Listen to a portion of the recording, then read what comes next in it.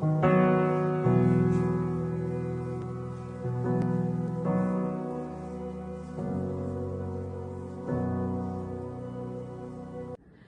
The lord ಎಲ್ಲ ಅಡೋನಾಯ್ television ವೀಕ್ಷಕರಿಗೆ ಯೇಸು ಕ್ರಿಸ್ತನ ನಾಮದಲ್ಲಿ ವಂದನೆಗಳು.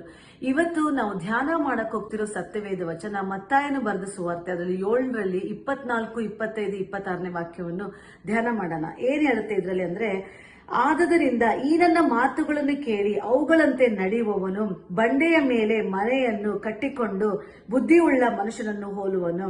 ಕಟ್ಟಿದ ಮೇಲೆ ಮಳೆ ಸುರಿಯಿತು, ಹಳ್ಳಗಳು ಬಂದವು, 4 ಕಡೆಯಿಂದ ಗಾಳಿ ಬೀಸಿ ಆ ಮನೆಗೆ ಬಡಿಯಿತು. ಆದಾಗ್ಯೂ ಅದರ ಅಸ್ಥಿವಾರವು ಬಂಡೆಯ ಮೇಲೆ ಇದ್ದದರಿಂದ ಅದು ಬೀಳಲಿಲ್ಲ.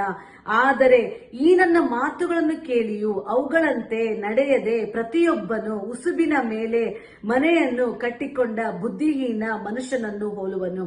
ಕಟ್ಟಿದ ಮೇಲೆ ಮಳೆ ಸುರಿಯಿತು, ಹಳ್ಳಗಳು ಬಂದವು, 4 ಕಡೆಯಿಂದ ಗಾಳಿ ಬೀಸಿ ಆ ಮನೆಗೆ ಹೊಡೆಯಿತು. ಆಗ ಅದು ದಡಮನೆ ಕಡುಕೊಂಡು ಬಿತ್ತು.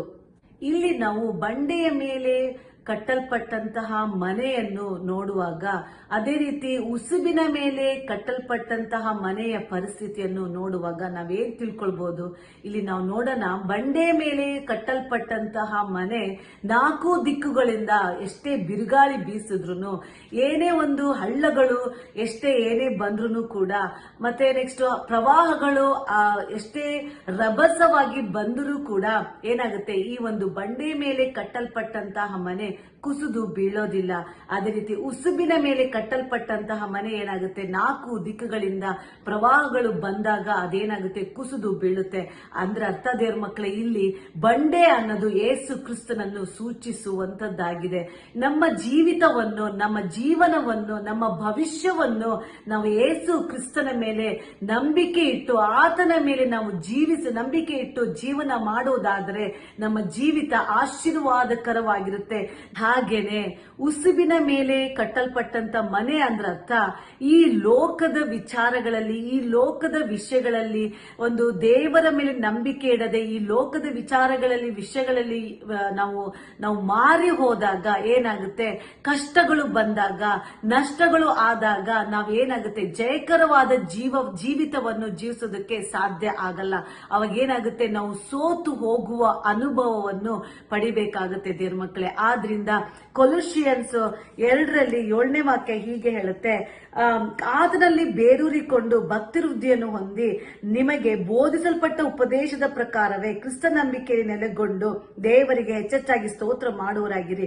ಇಲ್ಲಿ ಏನ್ ಹೇಳ್ತಿದ್ದಾರೆ ಅಂದ್ರೆ, ಯೇಸು ಕ್ರಿಸ್ತನಲ್ಲಿ ನೀವು ಬೇರೂರಿಕೊಂಡು ಆತನಲ್ಲಿ ನೀವು ಇದ್ದಾಗ, ನೀವು ಬಂಡೆಯ ಕಲ್ಲಿನ ಮೇಲೆ ಕಟ್ಟಲ್ಪಟ್ಟಂತಹ ಮನೆ ಅದು ಸ್ಟ್ರಾಂಗ್ ಆಗಿ ಇದ್ದು ನಿಮಗೊಬ್ಬರಿಗೆ ಆಶ್ರಯವಾಗಿರದೆ ಇನ್ನೊಬ್ಬರಿಗೂ ಕೂಡ ನೀವು ಆಶ್ರಯವನ್ನು ಕೊಡುವಂತವರಾಗಿ, ಇನ್ನೊಬ್ಬರಿಗೂ ಕೂಡ ನೀವು ಆಶೀರ್ವಾದವಾಗಿ ಮಾಡುವಂತೆ ಆಗುತ್ತೆ ದೇವ್ರ ಮಕ್ಕಳೇ. ಆದ್ರಿಂದ ನೀವೇನ್ ಮಾಡ್ಬೇಕು, ನೀವು ಯೇಸು ಕ್ರಿಸ್ತನಲ್ಲಿ ನೀವು ಬೇರೂರಿ ಯೇಸು ಕ್ರಿಸ್ತನೆಂಬ ಬಂಡೆ ಮೇಲೆ ನಿಮ್ಮ ಮನೆಯನ್ನು ಕಟ್ಟಿದಾಗ ದೇವರು ನಿಮ್ಮ ಜೀವಿತವನ್ನು ಆಶೀರ್ವಾದಕರವಾಗಿ ಮಾಡುವಂತವರಾಗಿದ್ದಾರೆ ದೇವ್ರ ಮಕ್ಕಳೇ. ಆದ್ರಿಂದ ನಾವು ಯೇಸು ಕ್ರಿಸ್ತನಲ್ಲಿ ಬೇರೂರಿದಾಗ ಏನಾಗುತ್ತೆ, ನಮ್ಮ ಜೀವಿತ ಪರಿಶುದ್ಧತೆಯಲ್ಲಿ ನಡೆಯುತ್ತೆ, ನಮ್ಮ ಜೀವಿತ ಆಶೀರ್ವಾದವಾಗಿ ಆಗುತ್ತೆ ದೇವ್ರ ಮಕ್ಕಳೇ. ಆದ್ರಿಂದ ಈ ವಾಕ್ಯದ ಮುಖಾಂತರ ದೇವರು ನಿಮ್ಮ ಜೀವಿತದಲ್ಲಿ ದೊಡ್ಡ ಕಾರ್ಯವನ್ನು ಮಾಡ್ತಾರೆ.